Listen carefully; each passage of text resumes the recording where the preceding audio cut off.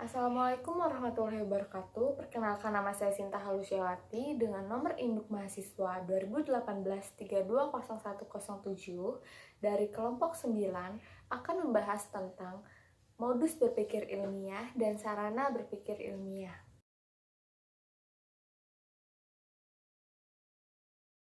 Yang pertama ada modus berpikir ilmiah. Berpikir ilmiah merupakan suatu pemikiran atau tindakan seorang manusia yang menggunakan dasar-dasar atau ilmu tertentu, sehingga ide tersebut dapat diterima dengan baik. Berpikir ilmiah juga harus melalui proses yang panjang dan benar karena akan menyangkut kebenaran. Ciri-ciri berpikir ilmiah. Yang pertama, harus objektif. Seseorang yang berpikir objektif selalu menggunakan data yang benar. Disebut sebagai data yang benar ketika data tersebut diperoleh dari sumber dan cara yang benar. Sebaliknya, data yang tidak benar diperoleh dengan cara yang tidak benar. Data itu dibuat. Misalnya, data yang benar adalah data yang sesuai dengan kenyataan yang ada, tidak kurang maupun tidak lebih. Yang kedua, rasional. Seorang berpikir ilmiah mampu menggunakan logika yang benar. Mereka bisa mengenali kejadian atau peristiwa apa yang menjadi sebab dan apa pula akibatnya. Yang ketiga ada terbuka. Seorang yang terbuka adalah selalu siap mendapatkan masukan baik berupa pikiran, pandangan, pendapat, dan bahkan juga data atau informasi baru manapun asal atau sumbernya. Yang keempat ada selalu berorientasi pada kebenaran dan bukan pada kalah atau menang. Seorang yang berpikir ilmiah lebih mengedepankan kebenaran daripada sekadar kemenangan.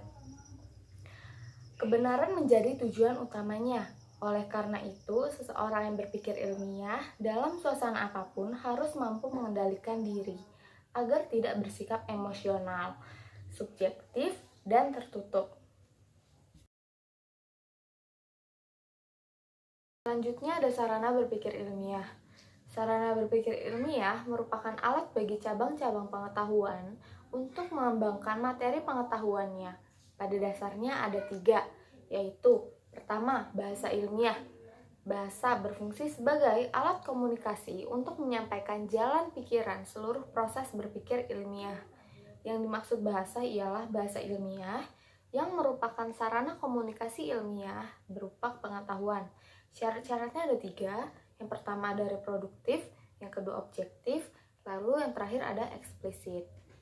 Yang kedua, matematika dan logika mempunyai peranan penting dalam berpikir deduktif sehingga mudah diikuti dan dilacak kembali kebenarannya. Matematika adalah pengetahuan sebagai sarana berpikir induktif.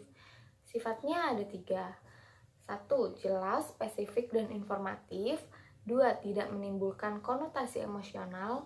3. Kuantitatif. Lalu yang terakhir ada statistika, mempunyai peranan penting dalam berpikir induktif untuk mencari konsep-konsep yang berlaku umum. Statistika adalah pengetahuan sebagai sarana berpikir induktif. Sifatnya ada 2. Yang pertama, dapat digunakan untuk menguji tingkat ketelitian. Yang kedua, untuk menentukan hubungan kausalitas antar info terkait.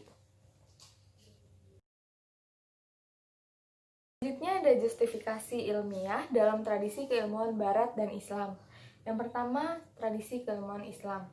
Peradaban Islam dimulai dengan tradisi ilmu atau tafakuh fiddin secara terus-menerus. Mulai dari turunnya Nabi Muhammad SAW, proses interaksi dan ideasi antar individu dan masyarakat senantiasa didasarkan pada wahyu. Hal tersebut merupakan bukti bahwa ilmu tidak hanya dalam pikiran semata, akan tetapi mewujud dalam sebuah aktivitas. Tradisi keilmuan kemudian berlanjut dari generasi ke generasi, dari abad ke abad, dan mengalami puncak keemasannya antara abad ke-7 Masehi sampai pada abad ke-12 Masehi. Pada saat itu telah lahir intelektual-intelektual muslim di bidang sains dan teknologi. Selanjutnya ada tradisi ilmu barat. Ilmu yang berkembang di barat menjadi jauh dari nilai-nilai agama. Mereka mengatakan bahwa ilmu bebas nilai atau fair value. Ilmu bersifat universal yang tidak ada kaitannya dengan persoalan transenden. Ilmu bisa dimiliki oleh siapa saja, di mana saja, dan untuk apa saja, meskipun bertentangan dengan nilai agama atau norma. Oleh karena itu, ilmu di barat jauh dari moralitas. Ilmu di barat hanya berorientasi pada aspek fisik dan menafikan metafisik. Sebab sumber ilmu di barat bertumpu pada panca indera dan akal atau rasio semata.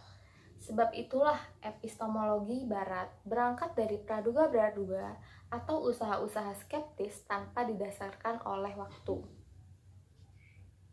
Sekian pembahasan saya tentang modus berpikir ilmiah dan sarana berpikir ilmiah. Kurang lebihnya mohon maaf. Wassalamualaikum warahmatullahi wabarakatuh.